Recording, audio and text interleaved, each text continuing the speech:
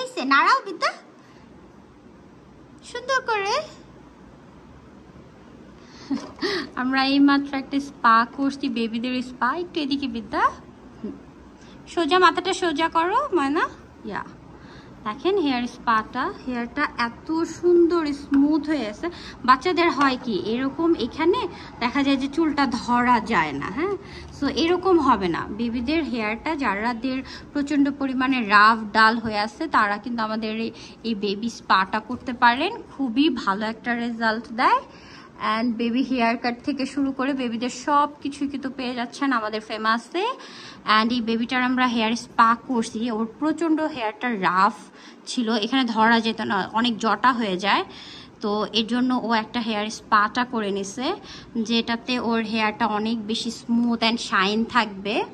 And হেয়ারটা তো obviously cutting করছে। তো যতই বাচ্চারা তো নড়াচড়া করবে, যতই নড়াচড়া করুক হেয়ারের কিন্তু কোনো লাইক এলোমেলো থাকলেও পচা দেখা যাবে না। বিদ্যা একটু নড়া দাও তো, ইয়া জোরে, বেশি নড়াচড়া করো, একটু করো না, একটু করো, একটু একটু কুট কুট কুট কুট।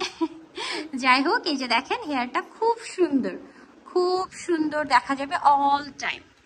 ইয়া, this is our hair. Yeah, একটু নড়া দেখা দাও। ইয়েস, দেখেন আবার সুন্দর হয়ে গেল। হ্যাঁ, যত কিছুই করুক আবার সুন্দর হয়ে যাবে। হ্যাঁ, সো দিস ইজ আওয়ার বিদ্যা, our beautiful client, our little client Vidya. Bye.